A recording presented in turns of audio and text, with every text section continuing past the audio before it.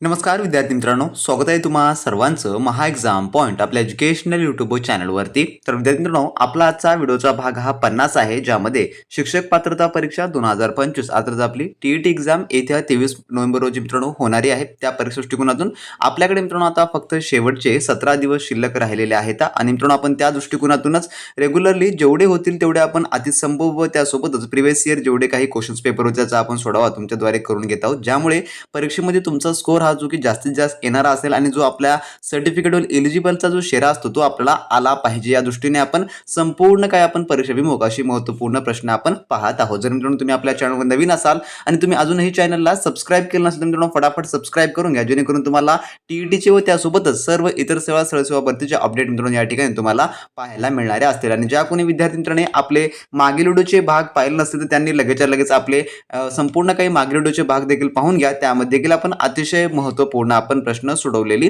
आहेत. तर आजच्या व्हिडिओमध्ये आपण मराठी व्याकरण प्लस इंग्लिश ग्रामरचे आपण काही अतिशय महत्त्वपूर्ण प्रश्न पाहणार आहोत. तर व्हिडिओला शेवटपर्यंत आणि काळजीपूर्वक पहा मित्रांनो. आणि जे काही मी तुम्हाला या ठिकाणी स्पष्टीकरणामध्ये मुद्दे सांगेल ते तुम्ही तुमच्या वहीवर नोट डाऊन देखील करून घ्या, कारण का परीक्षेपूर्व तुम्हाला जे आहे एक वेळेस रिव्हिजन करून जाण्यासाठी मदत होणारी असेल. या ठिकाणी आपला प्रश्न क्रमांक पहिला असा आहे, जो की काय म्हणतो पहा, की बोलणारा व ऐकणारा यांना जोडणारा पूल म्हणजे खालीलपैकी काय? तर या बोलणारा व ऐकणाऱ्या जोडणाऱ्या पुलाला काय म्हटलं जातं? तर याचं जे उत्तर आहे ते आहे ऑप्शन नंबर अ, जे की भाषा. तर भाषा अशी जी आहे ते म्हटलं जातं. तर भाषा म्हणजे विचारांचे आणि भावनांचे आदान प्रदान करण्याचं एक माध्यम, म्हणजेच की ती बोलणाऱ्याला आणि ऐकणाऱ्याला जी काय करते थोडक्यामध्ये जोडते. म्हणून पर्याय नंबर 1 याचं जे आहे ते उत्तर होणार असेल. तर आतापर्यंत मित्रांनो आपण संपूर्ण काही बेसिक टू ॲडव्हान्स लेवलचे सर्व आपण प्रश्न सोडवलेले आहेत, परंतु जे मूळ मराठी व्याकरणाच्या संदर्भातली प्रश्न आहेत ते आपण पाहिलेले नव्हते, जे की बऱ्याच विद्यार्थी कमेंट्सद्वारे आपल्याला म्हणत होते. तर आपण ते आजच्या व्हिडिओमध्ये जे बेसिक प्रश्न असतात जे की IMP दृष्टिकोनातून परीक्षेमध्ये येत असतात तसे आपण सर्व प्रश्न या व्हिडिओमध्ये आपण पाहणार आहोत. त्यानंतरचा आपला प्रश्न पुढील 2 काय म्हणतो, की ठराविक क्रमाने आलेल्या अक्षरांच्या समूहाला काही अर्थ प्राप्त होत असेल तर त्यास काय म्हणतात? तर त्याला काय म्हटलं जातं? तर याचं जे उत्तर आहे ते आहे ऑप्शन नंबर जे की क, त्याला जे शब्द असं जे आहे ते म्हटलं जातं. तर अर्थपूर्ण अक्षर समूहाला शब्द असं जे आहे थोडक्यात म्हटलं जातं, म्हणून पर्याय नंबर याचं क उत्तर होणार असेल. त्यानंतरचा आपला प्रश्न 3 असा आहे, की ज्या अक्षरात 2 किंवा अधिक व्यंजने प्रथम एकत्र येऊन शेवटी त्यात एक स्वर मिसळतो त्यास काय म्हणतात? तर त्यास काय म्हटलं जातं? तर त्याला जे आहे जे की जोडाक्षर म्हणजेच की पर्याय नंबर ड याचं उत्तर होणार असेल. त्यात जे आहे जोडाक्षर असं जे आहे ते म्हटलं जातं. तर 2 किंवा अधिक व्यंजने एकत्र येऊन त्यात एक स्वर मिसळून अक्षर बनवलेला जोडाक्षर असं म्हणतात. तर उदाहरणामध्ये सांगायचं झालं तुम्हाला, जे आपले अनेक सारे शब्द आहेत ज्यामध्ये यामध्ये म अधिक य अधिक अ, आता हे शब्द आपण जर एकत्र केलं तर यापासून कोणता जोडाक्षर बनतो? जे की म्य हे जे आहे ह्या जोडाक्षर या प्रकारे जो की बनतो. तर अशा प्रकारच्याला जे काय त्याची व्याख्या ही थोडक्यामध्ये होणारी असेल. पर्याय नंबर ड याचं उत्तर होणार आहे.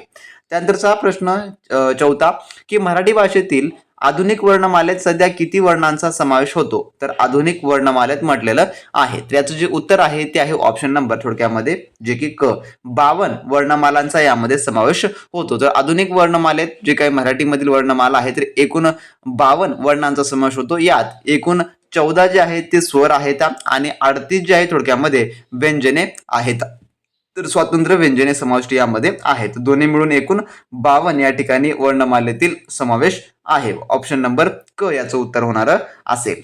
त्यानंतरचा प्रश्न आपला 5वा असा आहे, सृष्टीतील कोणत्याही घटकाला ओळखण्यासाठी वापरल्या जाणाऱ्या विकारी शब्दाला काय म्हणतात? तर विकारी शब्दाला काय म्हटलं जातं? तर याचं उत्तर आहे ऑप्शन नंबर अ, जे की नाम असं जे आहे ते म्हटलं जातं. तर कोणत्याही वस्तूचे किंवा व्यक्तीचे किंवा ठिकाणाचे नाव सांगणाऱ्या शब्दाला त्याला काय म्हणतात? त्याला जे थोडक्यात नाम असं जे आहे ते संबोधलं जातं. मग उत्तर काय असेल? जे की पर्याय नंबर अ असं उत्तर होणार असेल. जर विद्यार्थी मित्रांनो तुम्ही अजूनही आपली जी टीईटी साठी असलेली स्पेशली टेस्ट सिरीजचे बॅच तुम्ही जॉईन केलं नसाल तर मित्रांनो तुमच्याकडे उर्वरित शेवटचे आता 17 दिवस बाकी राहिलेले आहेत. वेळ वाया घालायचा नाही आहे.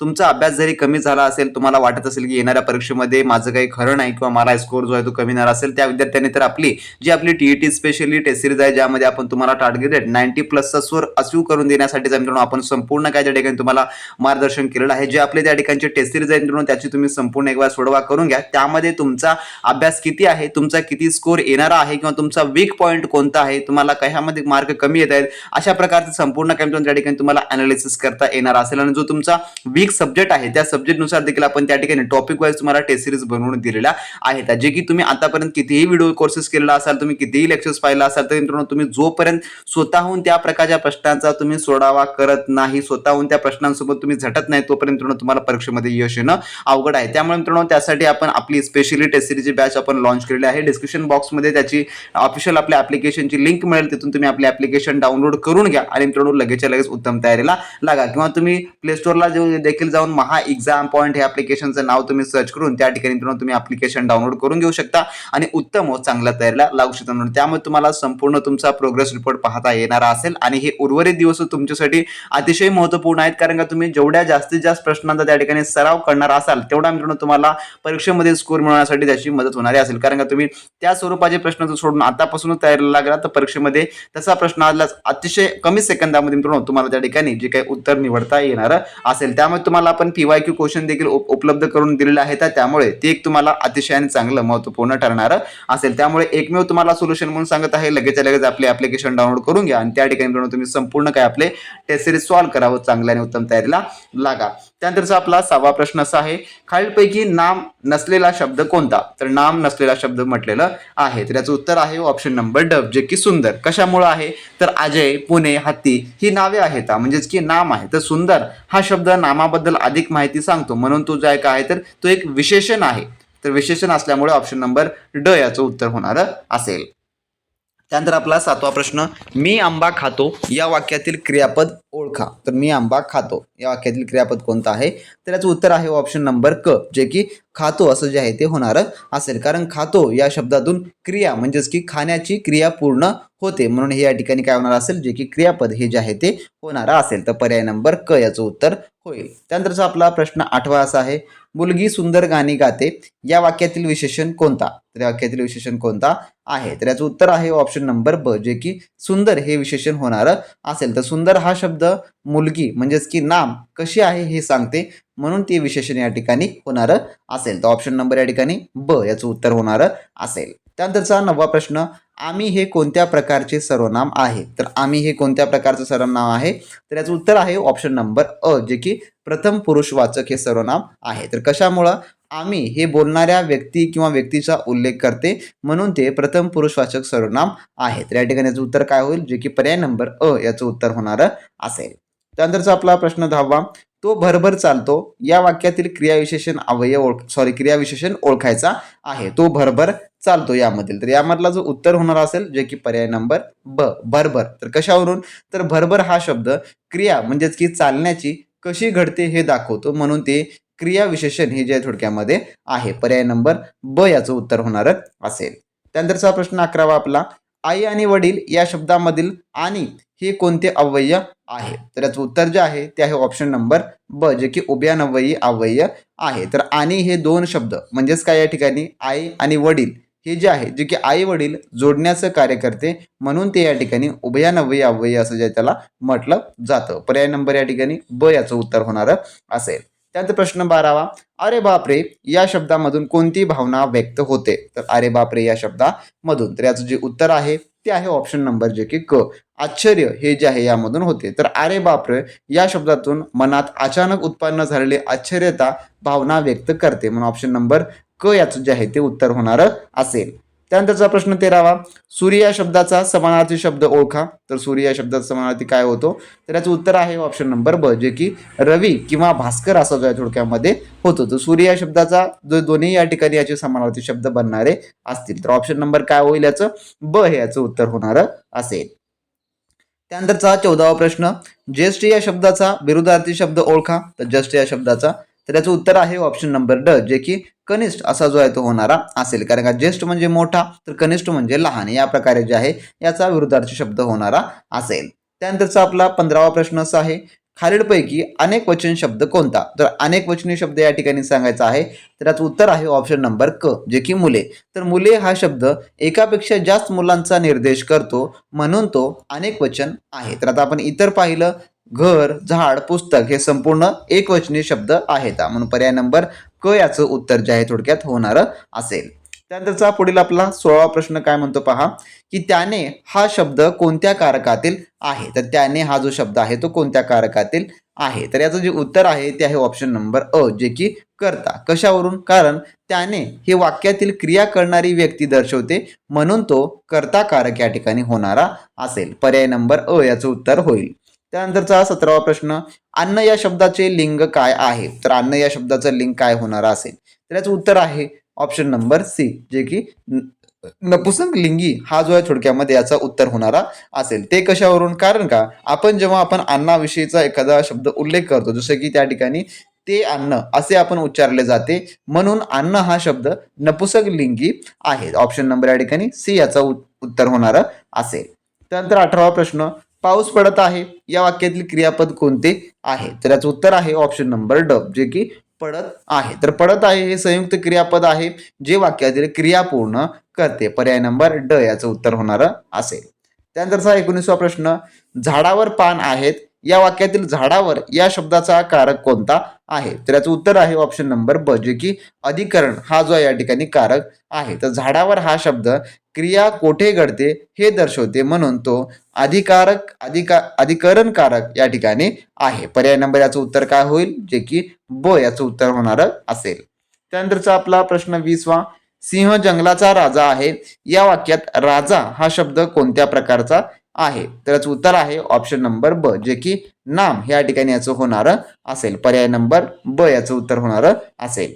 त्यानंतरचा आपला 21वा प्रश्न असा आहे, फुल फुलली आहेत या वाक्यात क्रियापद कोणतं आहे. तर याचं उत्तर आहे ऑप्शन नंबर ड, जे की फुलली आहेत या ठिकाणी याचं उत्तर होणार असेल. तर फुलली हे संयुक्त क्रियापद आहे जे वाक्यातील क्रिया पूर्ण करते. पर्याय नंबर ड याचं उत्तर होणार असेल. त्यानंतर 22वा प्रश्न, राम शाळेत जातो या वाक्यात राम हा शब्द कोणत्या कारकातील आहे. तर याचं उत्तर आहे ऑप्शन नंबर अ, जे की कर्ता. तर राम हा वाक्यातील क्रिया करणारा आहे, म्हणून तो या ठिकाणी कर्ता कारक या ठिकाणी होणारा असेल. ऑप्शन नंबर अ याचं उत्तर होणार असेल. त्यानंतरचा आपला पुढील प्रश्न जो की 23वा, मी जेवतो आहे या वाक्यात काळ कोणता आहे. तर मी जेवतो आहे. तर याचं उत्तर आहे ऑप्शन नंबर अ, जे की वर्तमान काळ हा होणारा असेल. क्रियापदाचा जेवतो आहे या ठिकाणी जे की वाक्यामध्ये, तर जेवतो या रूपावरून क्रिया साध्य म्हणजे की वर्तमान काळात चालू आहे हे स्पष्ट होते, म्हणून या ठिकाणी हे जे आहे काय होणार असेल, जे की ऑप्शन नंबर अ याचं उत्तर होणार असेल. त्यानंतरचा आपला पुढील 24वा प्रश्न, सुंदर हा शब्द कोणत्या प्रकारचा आहे. तर सुंदर जसं की मी तुम्हाला वर काय सांगितले होतं पहिल्याच आपल्या उदाहरणामध्ये, तर सुंदर हा शब्द विशेषणामधला आहे. ऑप्शन नंबर सी, कारण का सुंदर हा शब्द नामाबद्दल अधिक माहिती देतो. जसं की या ठिकाणी मी म्हटलं सुरेश खूप सुंदर आहे. तर सुरेश कसा आहे, जे की सुंदर आहे हे त्या ठिकाणी त्याचं विशेषण सांगत आहे, म्हणून याचं उत्तर जे आहे होणार असेल. त्यानंतरचा आपला पुढील 25वा प्रश्न असा आहे, विद्यार्थी अभ्यास करतो या वाक्यातील क्रियापद कोणतं आहे. विद्यार्थी अभ्यास करतो. तर याचं उत्तर आहे ऑप्शन नंबर सी, जे की करतो याचं उत्तर होणार असेल. तर कशावरून करतोय, तर करतो हे क्रियापद आहे जे की अभ्यास करण्याच्या ठिकाणी क्रिया दर्शवते. त्यानंतरचा 26वा प्रश्न, आकाश निळे आहे या वाक्यात निळे हा शब्द कोणत्या प्रकारचा आहे. तर याचं उत्तर आहे ऑप्शन नंबर सी, जे की विशेषण या प्रकारचा आहे. त्यानंतरचा 27वा प्रश्न, गाय दूध देते या वाक्यात गाय हा शब्द कोणत्या लिंगाचा आहे. तर याचं उत्तर आहे ऑप्शन नंबर ब, जे की स्त्रीलिंगी या प्रकारचा आहे, कारण का ती गाय असे उच्चारले जाते, म्हणून गाय हा शब्द स्त्रीलिंगी आहे. त्यानंतरचा आपला 28वा प्रश्न, मी पुस्तक वाचले या वाक्यात वाचले हे कोणत्या काळातील क्रियापद आहे. तर याचं उत्तर जे आहे ते आहे ऑप्शन नंबर, जे की ऑप्शन नंबर ब, भूतकाळामधलं हे वाक्य होणार असेल. कारण का, जे की या ठिकाणी वाचले या क्रियापदाच्या रूपावरून क्रिया होऊन गेलेली आहे, म्हणजे की भूतकाळात घडलेली आहे हे स्पष्टपणे आपल्याला दिसते, म्हणून पर्याय नंबर ब. त्यानंतरचा 29वा प्रश्न, तो उद्या जाईल यामधला जाईल हा कोणत्या काळातील क्रियापद आहे. तर तुम्हाला याचं उत्तर खाली कमेंट बॉक्समध्ये कमेंट करून सांगायचं आहे, कारण का हा प्रश्न आपण स्पेशली तुमच्यासाठी क्वेश्चन फॉर यू मध्ये दिलेला आहे. तर प्रश्न क्रमांक आपला 29 आहे. तर 29चं उत्तर काय येणार असेल या ठिकाणी तुम्ही पर्याय देखील पाहून घ्या, ज्यात पहिलं वर्तमान काळ, ब भूतकाळ, क भविष्यकाळ आणि ड जे आहे जे की विधिलिंगी होणारा असेल. तर काय याचं उत्तर आहे खाली कमेंट बॉक्समध्ये कमेंट करून नक्की सांगा मित्रांनो. त्यानंतर प्रश्न 30वा आपला, ती खूप गोड बोलते या वाक्यात गोड हा शब्द कोणत्या प्रकारचा आहे. तर याचं उत्तर आहे ऑप्शन नंबर जे की सी, विशेषण या प्रकारचा आहे. कारण का यामध्ये गोड हा शब्द बोलते या क्रियाबद्दल अधिक माहिती देत नसून तो तिच्या आवाजाचे किंवा बोलण्याच्या पद्धतीचे विशेषण या ठिकाणी दर्शवते. म्हणून या ठिकाणी ऑप्शन नंबर काय होणार असेल जे की क याचं उत्तर होणार असेल. तर असे हे टॉप 30 क्वेश्चन्स आपण मराठी व्याकरणात पाहिलेले आहेत. आता आपण पुढे इंग्लिश ग्रामरचे आता कंटिन्यू करणार आहोत. तत्पूर्वी तुम्ही अजूनही आपली टेस्ट सिरीजची बॅच घेतला नसाल तर वेळ वाया घालवू नका, कारण का वेळ हा तुमच्यासाठी आजपासून तर खूप इम्पॉर्टंट आहे. कारण का उर्वरित शेवटचे आपले 17 दिवस बाकी आहेत आणि आपल्या ऑफरचा कालावधी देखील संपत येत आहे. त्यामुळे ऑफरचा तुम्ही परिपूर्ण लाभ घ्या, ज्यामध्ये तुम्हाला 150 प्रश्न प्लस 150 गुणांची टेस्ट सिरीज व त्यासोबत तुम्हाला सब्जेक्टिव्ह टेस्ट देखील आपण त्या ठिकाणी ऍड करून तुम्हाला देणारे आहोत. त्यामुळे मित्रांनो संपूर्ण टेस्ट लाईव्ह आहेत, त्यामध्ये कोणती टेस्ट अपूर्ण नाही आहे, पूर्ण टेस्ट पूर्ण या ठिकाणी अपलोड केलेले आहेत. त्यामुळे वेळ देखील तुम्हाला करायची गरज नाही, फक्त या ठिकाणी तुम्हाला लगेच लगेच जॉईन करायचं आहे आणि तयारीला तुम्हाला सुरू करायचं आहे मित्रांनो. त्यानंतर आपला प्रश्न 31वा जो की इंग्लिश ग्रामरचा सेक्शन काय म्हणतो पहा. या ठिकाणी प्रश्न 31वा आपला, pull the rope tick the correct passive voice. तर या ठिकाणी आपल्याला पुल द रोप हा एक वाक्य दिलेला आहे आणि त्याला जे आपल्याला पॅसिव्ह वॉइस याचा ओळखायचा आहे की पॅसिव्ह वॉइस कशा प्रकारे होणारा असेल. तर हा वाक्य काय मधला आहे जे की ऍक्टिव्ह वॉइस मधला आहे आणि आपल्याला याचं काय करायचं आहे तर पॅसिव्ह वॉइस हे करायचं आहे. तर active voice to passive voice करण्यासाठी मी तुम्हाला मागे सांगितलेलं होतं की प्रथमतः वाक्य आपल्याला खूप काळजीपूर्वक वाचायचं असतं, त्यानंतर आपल्याला जे आहे त्याचं उत्तर शोधायचं असतं. तर पुल द रोप याचा मराठी अर्थ होतो जे की दोरी ओढा या प्रकारे होणारा असतो. तर त्याचा पॅसिव्ह वॉइस करण्यासाठी आपल्याला कशा प्रकारे वाक्य घ्यावं लागेल तर यामध्ये आपल्याला प्रथमतः वाक्य हे कोणत्या प्रकारचं आहे हे पाहावं लागणार असतं. तर या ठिकाणी हे वाक्य जे आहे थोडक्यामध्ये आज्ञार्थी वाक्य आहे, म्हणजे की इम्परेटिव्ह हे सेंटेन्स आहे. तर आज्ञार्थी वाक्याचा पॅसिव्ह वॉइस मध्ये करते वेळेस कर्मणी प्रयोग करण्यासाठी, म्हणजे की त्याला आपण पॅसिव्ह वॉइस म्हणतो, करण्यासाठी वाक्याची रचना आपल्याला सामान्यतः ज्यामध्ये जो कर्म आहे म्हणजे की या ठिकाणी लेटला लेट या ठिकाणी लेट यूज करावा लागेल, प्लस आपल्याला जो ऑब्जेक्ट आहे याचा म्हणजे की जो कर्म आहे तो घ्यावा लागेल. त्यानंतर बी प्लस जो पार्टिसिपेट आहे म्हणजे की वर्बचा तिसरा फॉर्म या ठिकाणी आपल्याला घ्यावा लागतो. तर अशा प्रकारे आपल्याला ती रचना कोणत्या पर्यायामध्ये दिसते जे की ज्या पर्याय नंबर जे की 3 मध्ये दिसते. तर लेट द रोप बी पुलेड या प्रकारचं हे वाक्य होणार असेल. तर पर्याय नंबर या ठिकाणी काय तर 3 हे याचं उत्तर होणार असेल.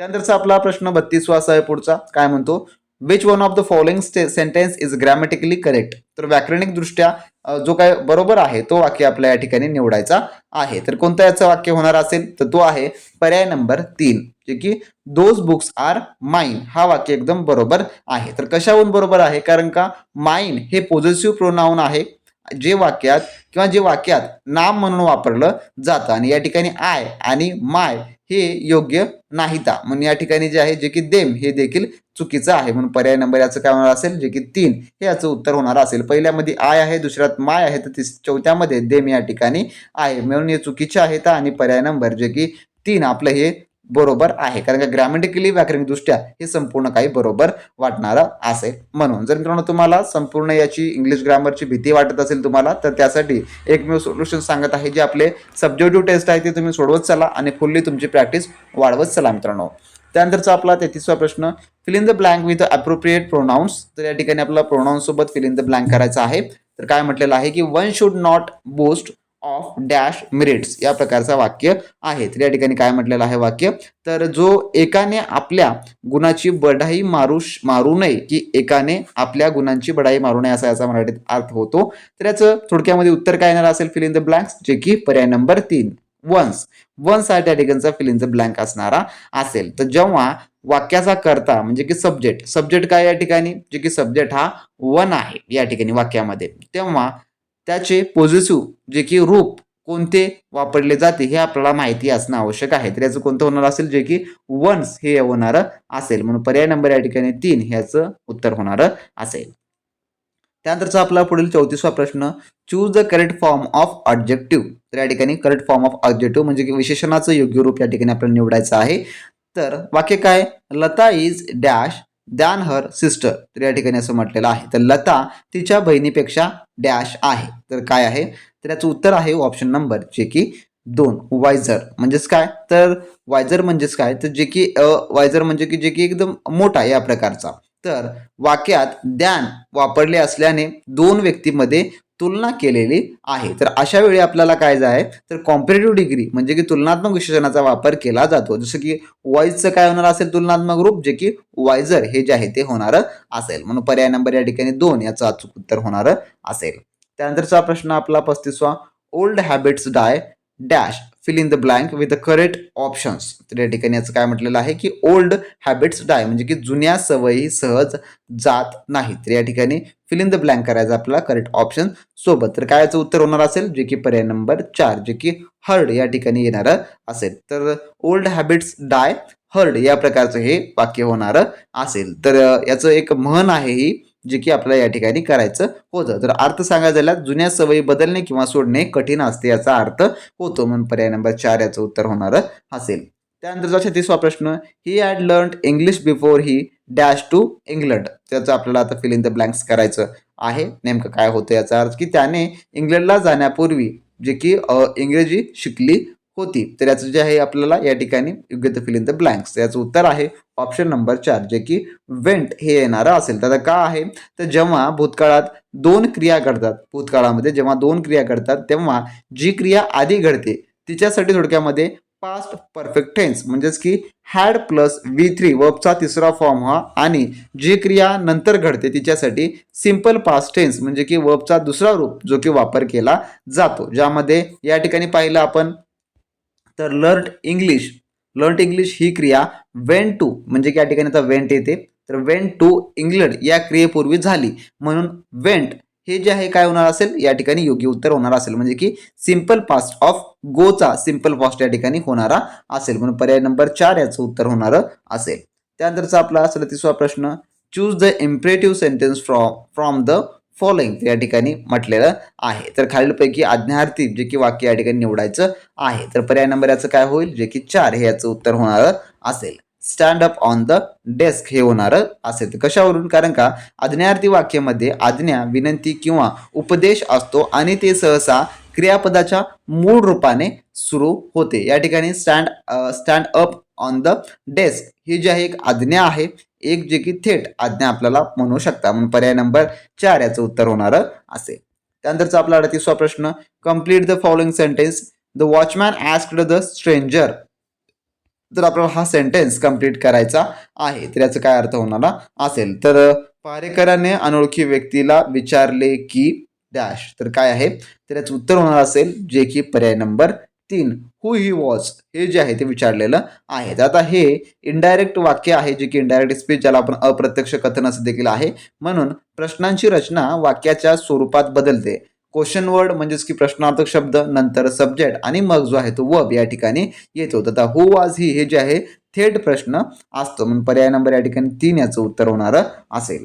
त्यानंतरचा आपला 39वा प्रश्न असा आहे choose the affirmative of the following sentence. या ठिकाणी अफर्मेटिव्ह फॉलोइंग सेंटेन्स या ठिकाणी निवडायचा आहे. तर काय होणार असेल तर याचं उत्तर आहे ऑप्शन नंबर 2 जे की एव्हरीवन वॉज प्रेझेंट हे होणार असेल. तर या ठिकाणी सांगायचं झाल्यास नो बडी वॉज अब्सेंट हे आपल्याला वाक्य आहे. तर याचं आपल्याला काय करायचं होतं जे की अफर्मेटिव्ह करायचं आहे म्हणजे की होकारार्थी हे नकारार्थीमधून होकारार्थीमध्ये आपल्याला कन्वर्ट करायचं आहे. तर नो बडी वॉज अब्सेंट म्हणजे की कुणीही गैरहजर नव्हते याचाच अर्थ काय झाला जे की प्रत्येकजण हजर होते हे याचं होणारं उत्तर होणार असेल. तर नो बडी हे नकारार्थीचे अफर्मेटिव्ह म्हणजे की होकारार्थी रूपांतर एव्हरीवन आणि अब्सेंटचे विरुद्धार्थी प्रेझेंट मध्ये वापरून केले जाते म्हणून पर्याय नंबर याचं 2 हे उत्तर होणार असेल. त्यानंतर 40वा प्रश्न Altaf he likes ice cream he did not it my neat any या प्रकारचे वाक्य आहे. Identify the underlined subordinate clause. तर या ठिकाणी जो की अंडरलाइनेड केलेला आहे. तर या वाक्यातील जो अधोरेखित गौण उपवाक्य आहे ज्याला आपण सबऑर्डिनेट क्लॉज असं म्हणतो ते ओळखायचं आहे. तर आता अंडरलाईन केलेला भाग या ठिकाणी कोणता आहे तर तो आहे यापर्यंतचा अल्ताफ ही लाइक्स आईस्क्रीम या प्रकारचा इथपर्यंतचा भाग हा या ठिकाणी अंडरलाइनेड आहे. तर या ठिकाणी याचं जे उत्तर होणार असेल जे की ॲडवर्ब क्लॉज हे होणार असेल. तर का होईल कशामुळं कारण का अल्दो हे ॲडवर्ब क्लॉज आहे आणि सुरू करणारे जे सबऑर्डिनेट कंजक्शन्स आहे म्हणजे की गौण संयोजक आहे जे वाक्यात विरोधाभास म्हणजे की कन्सेशन्स हे दर्शवते म्हणून या ठिकाणी पर्याय नंबर 2 याचं उत्तर होणार असेल. त्यानंतरचा आपला प्रश्न क्रमांक 41 असा आहे select the correct alternatives. The name of an insect is formed using the letters from the given word elephant. या ठिकाणी असं म्हटलेलं आहे वाक्य आपलं. म्हणजेच काय म्हटलेलं आहे की एलिफंट या शब्दातील अक्षरांचा वापर करून तयार झालेल्या जे काही इन्सेक्ट आहे, जे की नाव या ठिकाणी आपल्याला निवडायचं आहे, म्हणजे की किड्याचं नाव या ठिकाणी करायचं आहे. तर एलिफंट या शब्दापासून तर कोणता शब्द आहे जे की किड्याचं नाव होणार असेल, तर याचं उत्तर आहे ऑप्शन नंबर 3 जे की अँट. तर अँट म्हणजे आपल्याला माहिती आहे की मुंगी असा त्याचा अर्थ होतो. तर इंग्लिश एलिफंट या शब्दात ANT ही अक्षरे आहेत मग आणि अँट हे किड्याचं नाव देखील आहे, म्हणून पर्याय नंबर 3 याचं उत्तर होणार असेल. त्यानंतरचा आपला प्रश्न 42 असा आहे, how many 2 letter words can be format by using the letter of the word town. तर या ठिकाणी म्हटलेलं आहे. तर या ठिकाणी काय म्हटलेलं आहे की टाउन या शब्दातील अक्षरे वापरून 2 अक्षरे किंवा किती शब्द बनवता येतील. तर 2 अक्षरी किती शब्द बनवता येतील म्हटलं आहे टाउन या शब्दाचा वापर करून. तर याचं उत्तर आहे ऑप्शन नंबर जे की पर्याय नंबर 4 जे की एकच हे बनवता येणार असेल. कारण का टाउन या शब्दातील अक्षराचा वापर करून फक्त ऑन हा जो आहे शब्द जो की तयार होतो, बाकी कोणताही शब्द तयार होत नाही. त्यानंतरचा आपला पुढील प्रश्न 43वा, select the word which cannot be performed by using the letters from the spelling of the together. तर या ठिकाणी टुगेदरचा म्हटलेला आहे आपल्याला. तर टुगेदर हा शब्द वापरून आपल्याला शब्दातील अक्षरे वापरून कोणता शब्द बनवता येत नाही असं म्हटलेलं आहे पर्यायापैकी. तर याचं उत्तर आहे ऑप्शन नंबर जे की 4 पेट. तर पेट हा शब्द बनवता येत नाही, कारण का टुगेदरमध्ये पी ही अक्षर नाही, म्हणून पेट हा शब्द यामध्ये बनवता येत नाही. त्यानंतरचा आपला 44वा प्रश्न, write the opposite word of the underlined word. या ठिकाणी गोल्ड. गोल्डचा अपोजिट काय येतो, तर ते आहे ऑप्शन नंबर 3 जे की सिल्वर हा येणारा असेल. त्यानंतरचा आपला 45वा प्रश्न, find the hidden word that indicates a part of the body from the word of farmer. तर फार्मरच्या संदर्भाचा शब्द आहे तो या ठिकाणी इंडिकेट करणारा, तो या ठिकाणी आपल्याला ओळखायचा आहे. तर याचं उत्तर जे आहे जे की प्रश्न क्रमांक आपला 45वा, तर ते आहे ऑप्शन नंबर जे की 2 आर्म या ठिकाणी होणारा असेल. कारण का फार्मर या शब्दात लपलेला शरीराचा अवयव आपल्याला काढायचा होता. तर फार्मर पासून काय म्हणतो जे की आर्म म्हणजेच की हात हा शब्द बनणारा आहे. त्यानंतरचा आपला पुढे 46वा प्रश्न, which pronoun is hidden in the following word. तर प्रोनाउन्स जे की फेवरेट यामध्ये, तर याचं उत्तर आहे ऑप्शन नंबर जे की 2 आवर हा जो आहे तो लपलेला आहे. तर फेवरेटमध्ये आवर आमचे हे सर्वनाम लपलेलं आहे, म्हणून पर्याय नंबर 2 याचं उत्तर होणार असेल. त्यानंतर आपला 47वा प्रश्न, how many 3 letter words can be performed by using the word vegetable. तर व्हेजिटेबल मध्ये जो आहे या शब्दातील अक्षरे वापरून 3 अक्षरी किती शब्द बनवता येतील. तर याचं उत्तर आहे ऑप्शन नंबर 1 जे की 7 शब्द बनवता येतात. आता कोणकोणते 7 शब्द बनवता येतात, तर यामध्ये पहिलं आहे जे की गेट, पुन्हा वेट, पुन्हा बीट, पुन्हा टी, पुन्हा लेग, पुन्हा टॅप, पुन्हा ॲबल. तर ॲबल हे 4 अक्षरे आहे, परंतु या पर्यायामध्ये 7 आपण उत्तर निवडलेलं आहे, त्यामुळे जे आहे थोडक्यामध्ये याचं उत्तर ते बी होणार असेल, म्हणून पर्याय नंबर 1 याचं उत्तर होणार असेल.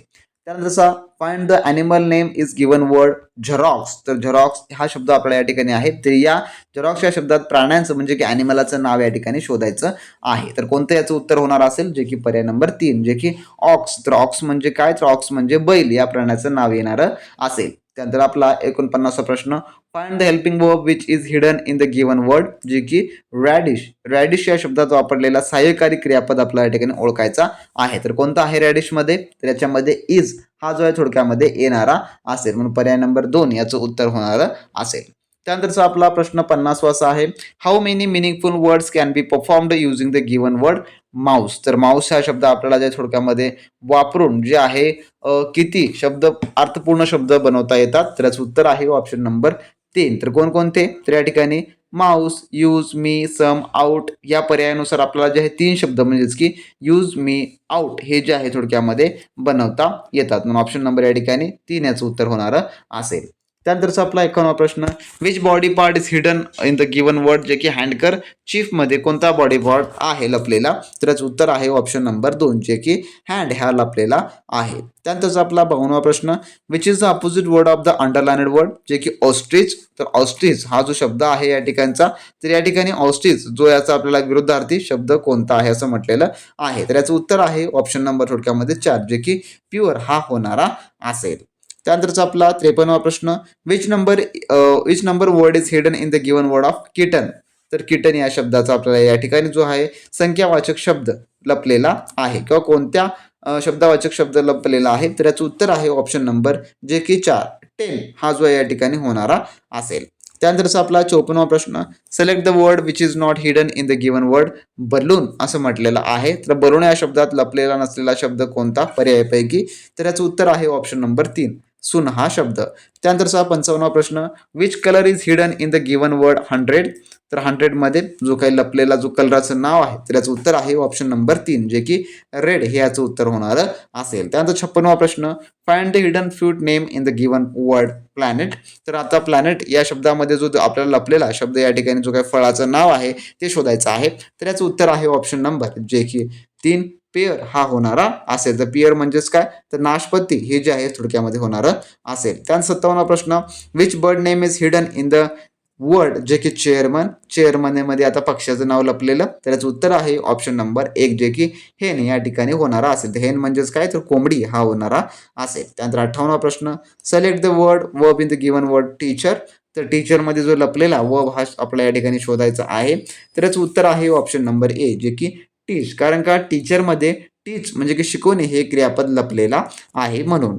त्यानंतरचा 59वा प्रश्न आपला, find the hidden flower name in the word of the rosewood या ठिकाणी, तर रोजवूड या शब्दात लपलेला फुलाचं फ्लॉवर नाव शोधा, तर याचं उत्तर आहे ऑप्शन नंबर 1 जे की रोज हे होणार असेल.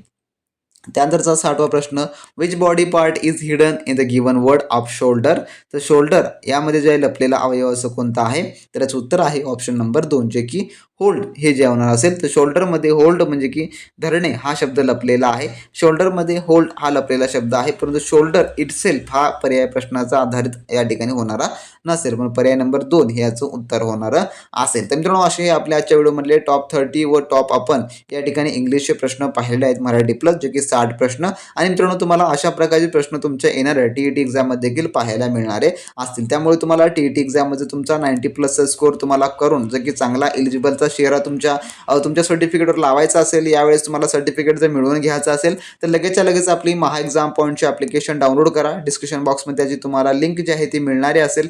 तिथून मित्रांनो उत्तम व चांगल्या तयारीला लागू शकता. तर भेटू नेक्स्ट व्हिडिओमध्ये नवीन प्रश्नांसोबत, नवीन माहिती, नवीन अपडेटसोबत. तोपर्यंत मित्रांनो बी प्रॅक्टिस क्रॅक एक्झाम.